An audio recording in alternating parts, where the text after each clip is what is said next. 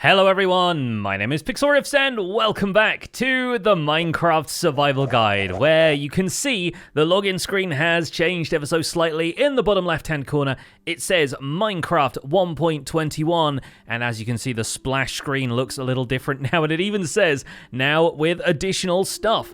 1.21, the Tricky Trials update, has arrived in Minecraft as of today, Thursday, June 13th, and we are now going to update the Minecraft Survival Guide world from 1.20.6. Very simple to do. We've backed up our world previously. All we need to do is just hit play, and the world is going to upgrade itself as we log in. So, welcome back to the Minecraft Survival Guide. This is the intro you're a little bit more used to by this point, and on the surface, not a lot has changed. A lot of the changes to this update are under the surface, and later next week, we will be looking at the trial chambers once we find them in our worlds, which is nice and easy to do, actually. If you want to go looking for trial chambers immediately, they are the major structure that has been added in the Tricky Trials update. Cartographers are a good place to start. They will be able to sell you maps that will take you to the nearest trial chamber. But in the meantime, I'm going to dedicate this video to one of my favorite new additions in the Tricky Trials update, something that's going to revolutionize Redstone and provide lots of really cool automation opportunities for those of you who want to get technical. Even for the folks who don't want to get technical, this addition is going to be a monumentally useful change for things like our pumpkin and melon farm over here. If we go over here and take a look at the output chest, you'll notice that there's a lot of melon slices building up in here, and while there are full melons, those are ones that I've crafted manually and left in there in case we want to use this as melon storage for all of the slices that we currently have to take out and convert into melons manually. Not anymore, my friends, because 1.21 has added the crafter. For the first time, automated crafting is possible in Minecraft Java Edition Vanilla, and that is where we're going to head on in here. It's also on Bedrock, by the way. I should clarify that I say Java Edition because Java Edition has had a lot of mods that have added auto crafting in the past, but this is the first time where it's been possible in the vanilla version of the game, and the update has come to Bedrock same day. This is of course a redstone addition to the game, so we are going to be needing some redstone dust. We're also going to need to craft a few redstone components, which we've certainly crafted before, so some of them might be available in the ender chest. Brought some melon with me that I'm going to snack on later. We should have some droppers and dispensers in here, and I believe the dropper is the one that we're going to use to craft. There it is, the recipe popping up in the top right, the crafter. Let me take a quick look at what else the recipe requires. We can type crafter into the recipe book to take a look. It's a dropper, 2 redstone dust, 5 iron, and a crafting table. That's a fairly expensive recipe if you don't have an iron farm set up or a way to get renewable redstone. But fortunately for me, my little army of clerics up there has been trading me redstone for a little while now, so I do have enough to get this done. Of course, in order to craft more droppers, if we wanted those as an additional component, we would need to grab some cobblestone and even more redstone dust. So realistically, this requires 7 cobblestone, 3 redstone dust, 5 iron ingots, and a crafting table. Those are like the raw ingredients for it anyway. Unfortunately, our iron farm has been producing since a long time ago, so we will have plenty of iron in reserve, and there we go. For the first time, we're able to craft a crafter, and this is actually a great way to use up all of those crafting tables that I'm sure that you've made on accident when there was a crafting table like 3 blocks away that you didn't realize. But for the first time, I'm going to remove the crafter from the output slot there, and the possibilities will begin. Let me actually check over here that, yep, I do have 3 crafting tables in here, so I guess we'll make a couple more. And for now, we're going to step outside to take a look at this in the open air and discuss the crafter's functionality along with the crafter interface, which by itself is a pretty revolutionary thing. So I'll pop the crafter down here. As you can see, it's got the eyes on the front. This is how you can tell it's the front face, and the 3x3 crafting grid powered by redstone on the top. Now, if we open up the GUI for this, it looks a little bit different to the average crafting grid. There's a slight bevel to some of these boxes, and if you hover over it, it will ask you to click to disable a slot, and this allows you to work in some of the shaped crafting recipes that you will find happen in some Minecraft crafting recipes. So, for example, if I wanted to craft some of the iron ingots that I have here into iron bars, we only want them to fill up the first 6 slots of the crafter or the last 6 slots of the crafter, and these top 3 are not necessary. And this is mainly a concern because you can feed items into the crafter automatically using a hopper, so you might not want to completely fill up the slots of a crafter because then that would start making blocks of iron instead of iron bars. But as you start trying to craft things in this crafting interface, you'll notice you can't actually remove them from the crafting interface here. You will need to do that using a redstone signal. So if I leave the iron bars in there, it will actually store those up permanently, so we don't have to worry about bringing those back in my inventory with us. If we power this with a redstone signal from, say, this button adjacent to it, there we go, it's going to spit out the iron bars in front of it, and it will spit out all 16 that are crafted from the 6 iron bars in the recipe. Now let's say that I wanted to input items into the crafter. Those can come in from basically any side, so if I put 9 iron ingots into this, it's going to tick down those in the hopper, and we're just short by 1. Let's put 1 more in there. It will actually fill those up 1 item at a time per slot, from left to right, top to bottom. So 1, 2, 3, 4, 5, 6, 7, 8, and 9. And you'll notice that forms the shape of an iron block, instead of just crowding all 9 ingots into this top left-hand corner where they would just be used over and over again to make iron nuggets.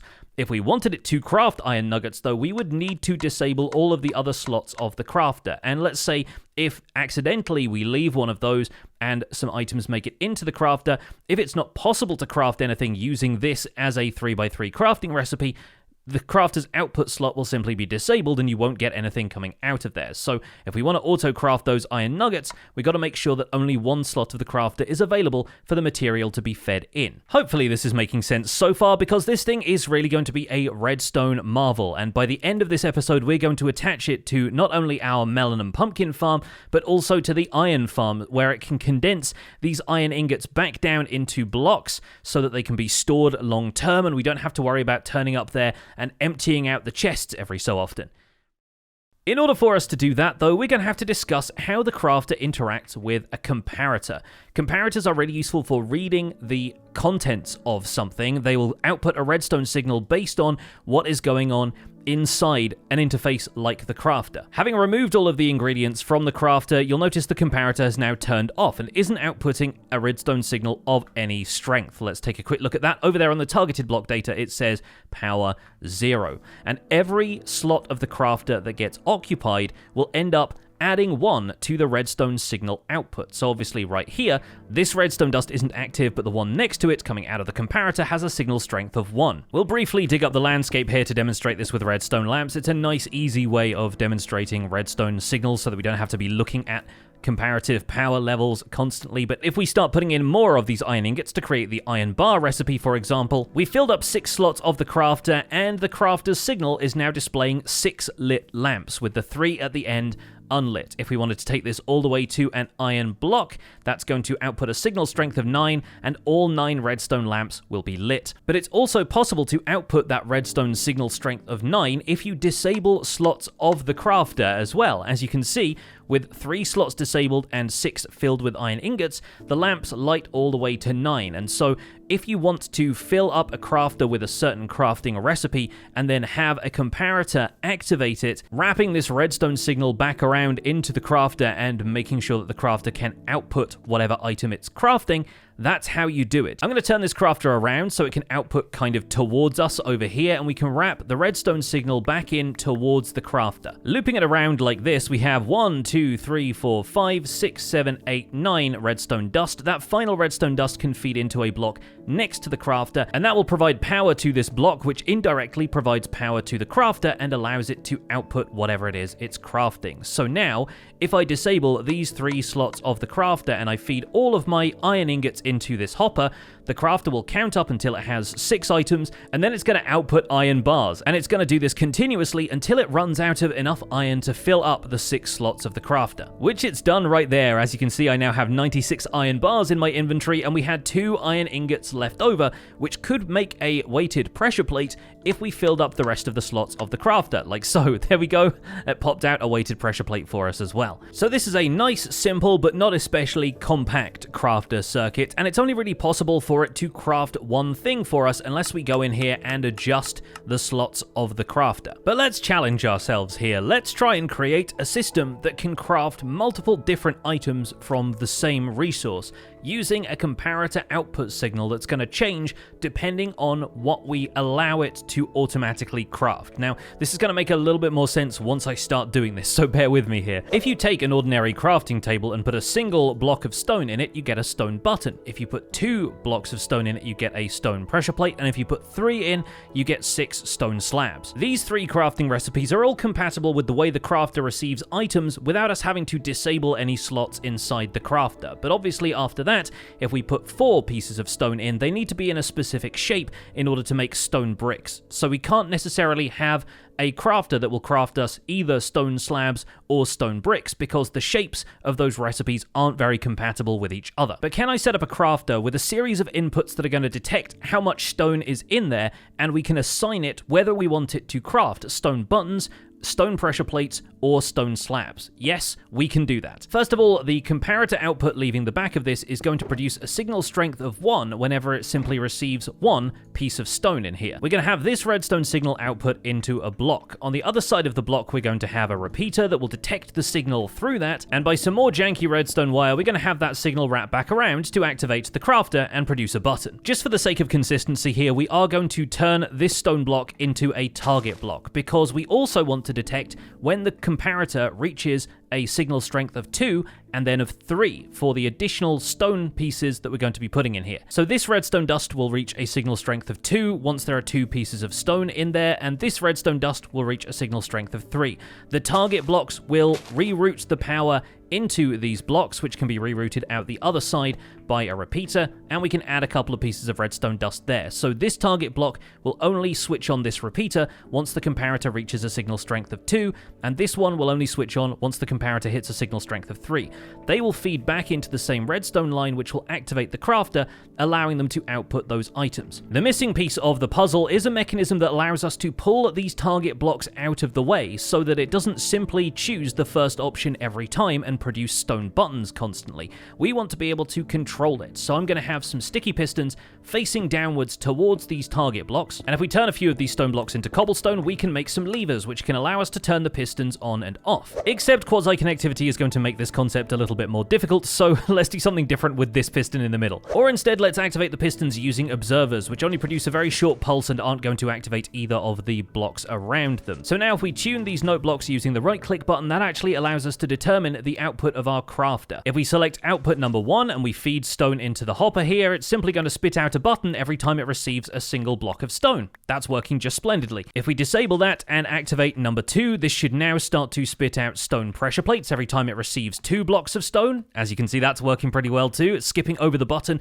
and producing the stone pressure plate. And if we disable that and choose number 3, every time it receives 3 pieces of stone, it's going to spit out 6 stone slabs. The crafter is working splendidly well. Obviously, once the crafter's 9 slots have filled up, if it receives any more material that match any of the stacks in the crafting slots, it's going to continue adding to those. So let's remove all of the circuitry and try another approach to crafting something with the crafter, this time using multiple types of material. And I was considering just feeding sticks and cobblestone to the machine and having it spit out stone pickaxes, but I don't want a ton of stone pickaxes lying around. So instead, we're going to take a quick trip through the nether and we're going to come out at the skeleton spawner. Ah, the skeleton spawner. I've not been back here for a little while actually, since I now get most of my bones from the general mob farm that also produces gunpowder and rotten flesh and everything. And in the output chest for our skeleton spawner, we have a ton of different stuff. There are bones, there are arrows, there are loads of leftover bows, and there is obviously a bunch of armor as well. While I was waiting for more skeletons to spawn here, I used to combine these bows just in case I needed a fresh bow to combine with my infinity bow because it doesn't have mending, or if I needed to enchant another bow when it wasn't possible to repair this one anymore, or if I needed to craft a dispenser. Now it turns out that I still have that old school way of thinking where I thought you needed a fully repaired bow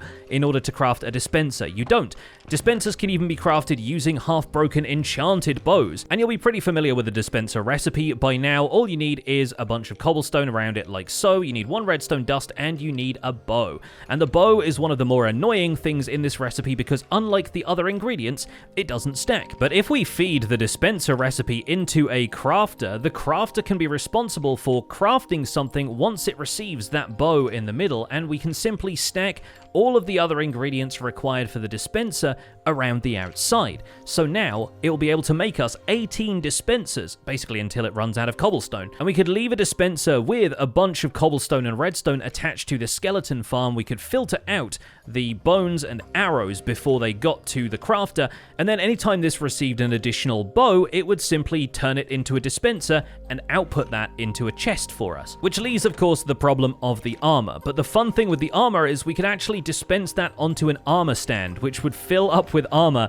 allowing us to dispose of it a completely different way. So we're actually going to transform this skeleton spawner a little bit shortly, where this storage chest is going to feed into a bunch of different item filters like we have at the general mob farm. Those are going to filter out the bones and the arrows, and the bows are going to go off to be auto-crafted while we deal with the armor a separate way. Which means I might actually go back to using this skeleton farm a little bit more frequently, because to be honest, I still really like the design. And we just got like 2 bows from it whilst we were collecting the other bones and arrows and stuff, so it will be worth it for the opportunity to mass craft dispensers. Taking all of the hassle out of crafting them manually using the crafting book and shift clicking in bows like I have been doing before. If you're using a half-broken bow, the recipe doesn't even appear on the left here in the recipe book. You have to add the bow in manually, but the crafter is going to be able to do all of that for us. The only caveat for this design is the most dispensers we'd be able to craft automatically before we needed to manually refill some of this would be 64, since we can stack redstone dust and cobblestone all the way around the outside, forming the dropper part of the recipe. But if I put a hopper into this now and tried to feed in the cobblestone or redstone automatically, it would end up occupying that middle slot. We'd need a slightly more elaborate and clever system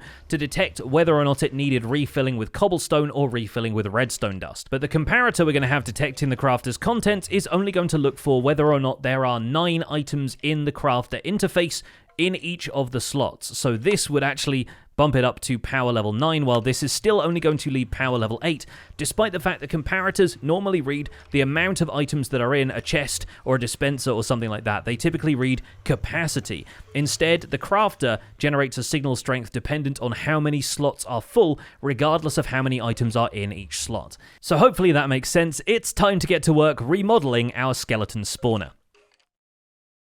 Hey folks, welcome back. So here is the progress so far. I have the skeleton spawner hoppers all sent in towards these filters. The first of which filters out bones, the second of which filters out arrows, and the third of which is absent because it actually has to skip over a step in order to output into this dispenser. This dispenser is what's going to sort between bows and armor, and it's going to do that by means of a series of armor stands that are going to be placed in the space behind the dispenser. We're going to place all of these armor stands on the same block, with the notion that if the armor gets fed into this dispenser and dispensed automatically, it's going to end up attached to the armor stand, but the bows are going to get dropped off. Since bows can't be applied to an armor stand, they're going to fall into this hopper and be fed into the crafter. The crafter is facing in this way because the crafter can actually output into a hopper, and the hopper is going to be fed into this chest, and that will collect all of the dispensers that the crafter makes. The crafter will still be accessible from the side here, so all we have to do is add all of the cobblestone and redstone in here, and that should simply craft up all of the dispensers that we need. But of course, we need to wire both the dispenser above to make sure it dispenses anything that's going to be put into it, whether that's bows or armor, and the crafter is going to measure when it reaches that signal strength of 9, and a comparator is going to cause it to spit out its contents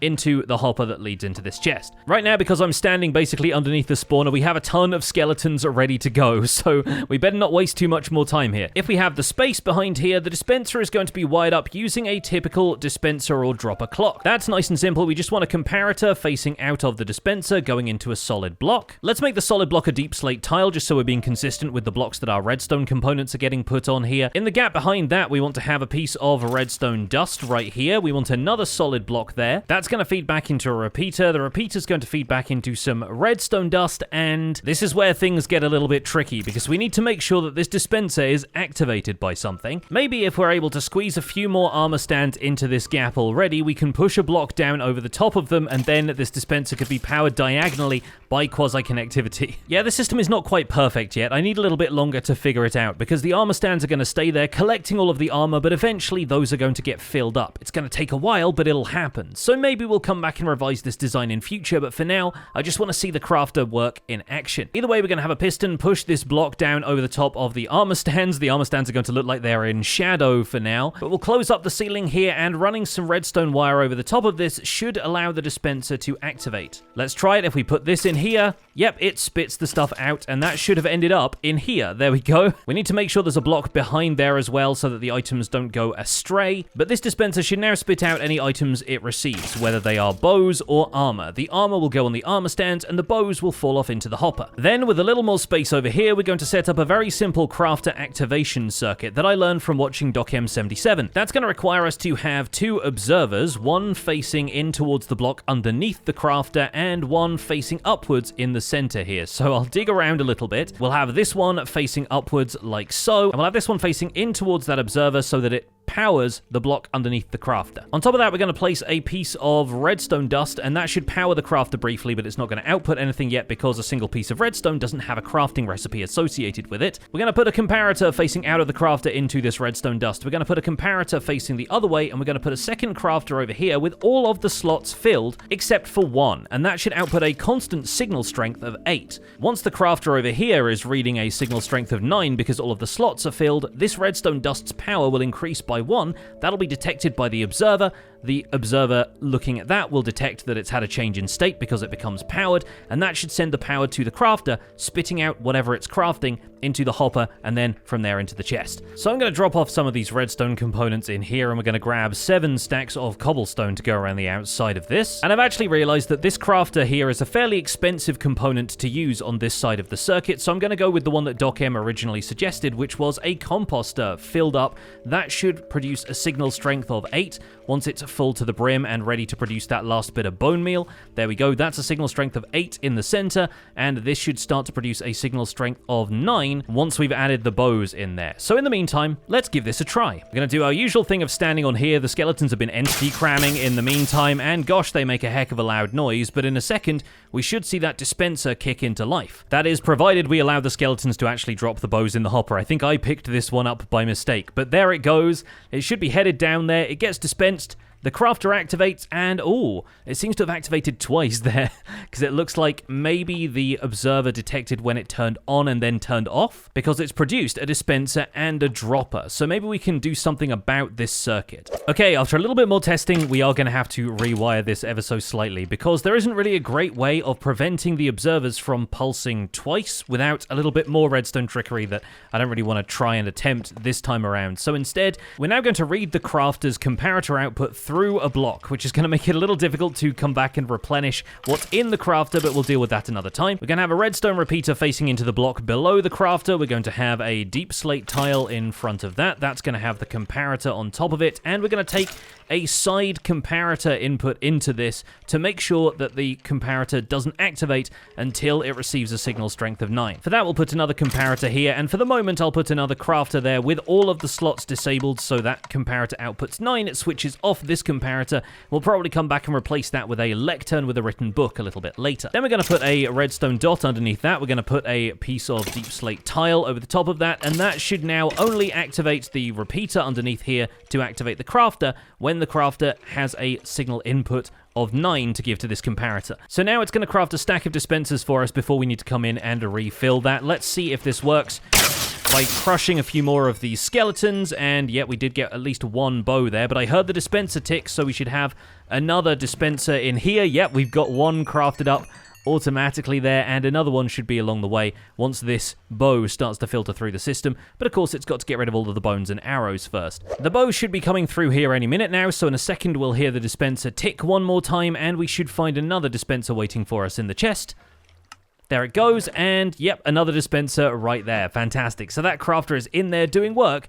I'm going to work on a system to get the cobblestone and the redstone in there, though, because obviously right now, doing maintenance on this whole setup requires me going around here, and that's a little bit awkward. Obviously, when our armor stands fill up here, that's going to be another problem to deal with, but that's another problem for another time. For now, I just wanted to demonstrate the fact that the crafter can be set up to craft more complex items than just stone buttons, stone pressure plates, and stone slabs. And it turns out the Doc M setup that I had showed you right there actually works best when you're just feeding in one type of item that doesn't have a great great deal of crafting recipes associated with it. Stuff like making slime blocks. A single slime ball doesn't have a crafting recipe associated with it. It's going to add up until we get to 9 slime in there, and then it's going to produce a slime block and start refilling from there. And that's where the melon and pumpkin farm would be an ideal place to demonstrate that technique. So I'm going to head back to my starter base area, and we're going to apply this to the melon and pumpkin farm.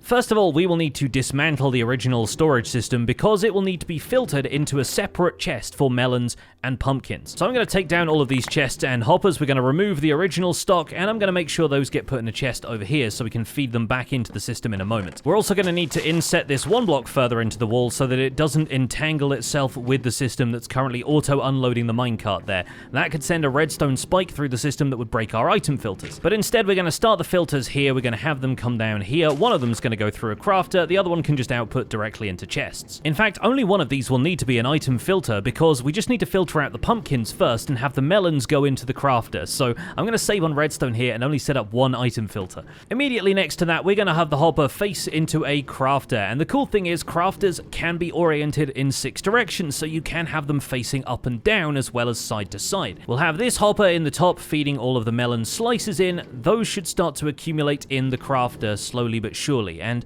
I am slightly concerned about the initial phase where it just receives one melon slice and it might end up producing seeds from that. But the melons here are obviously an easy craft with just a 3x3 of melon slices. Now built into the hill here, we can set up that DocM circuit with the crafter and the composter comparing their redstone signals over an observer. But maybe we shouldn't have the crafter facing down after all, considering that we need to put a block underneath that. So that's a design consideration. Maybe I'll bring it down one block just so it's level with the output for the pumpkins as well. Okay, so we've got a composter there, and I'm actually going to compost some of the melon slices so that we can get this reading a full signal strength of 8. We'll have that compare itself with the signal we're getting from the crafter. With a piece of redstone dust in the center there, we're going to fill the rest of this back up, and now, whenever this fills up with 9 melon slices, pop, there we go, it produces a melon and it waits for the next melon slice to roll in. But in the meantime, being careful not to block off any of the redstone, we can rebuild this hillside so it looks a bit more natural again. And maybe if we want some more storage chests, we can just have these two hopper output into another set of double chests to make sure there's enough capacity if we leave the farm running for a while. Well, it could use some work to look a little bit more natural, but this did not produce any melon seeds. We saw them there briefly, but I don't think the hopper is fast enough to input the next item until the crafter has done its second pulse. So that's working splendidly. Why do I keep calling the crafter splendid? I mean, it is, but I feel like it's the only word I can use about it today. Anyway, I'm going to feed in the remainder of these melon slices and watch them get auto-crafted into melons. That's working really, really well. We're going to add those to our existing melon stocks, and we can wait for the auto-crafted ones to roll in. And you might wonder why we're auto-crafting these melons in the first place. Well, the simple answer is because I just want to take the melons and trade them with the farmers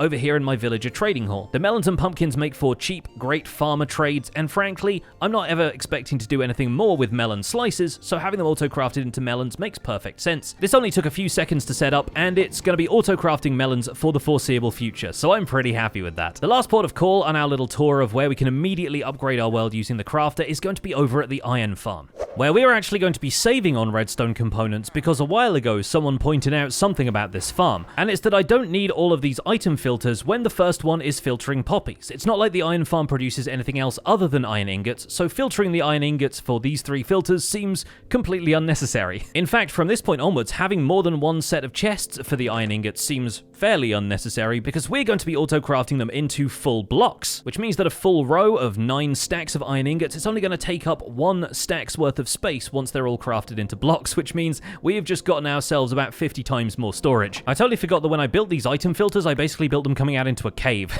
That's really weird. Thanks to the crafter and also logical thought processes, we can do away with most of that and just leave 1 slice of chests in here, although we might double down on how many chests we have underneath that just so they can all feed into each other and leave a little bit more long-term storage for iron blocks, just in case. The poppies here have been feeding into a composter and producing bone meal for a while, and if you want to, you could even attach a crafter to this and turn all of this bone meal into bone blocks automatically for the same effect as what we're getting out of the iron ingots being crafted into iron blocks. Alternatively, you might want to craft some of these poppies into red dye automatically, and then combine it with the white dye you get from bone meal to make pink dye, and suddenly your iron farm is producing dyes when all you expected it to produce was iron and poppies. Obviously all of this was possible manually before, but it's possible automatically now, and that is fascinating. So we're going to attach a crafter to the input of this chest here. We're just going to have it face in this way like so, and that shouldn't interfere with any of the redstone adjacent to it. I'm just quickly going to knock down one of the trees here at spawn so I can get hold of some wood for a composter, and maybe shear some leaves with which we can fill the composter. Then with the same straightforward observer comparator setup, we'll be good to go here. Feeding the iron ingots that we had in here back in. Oh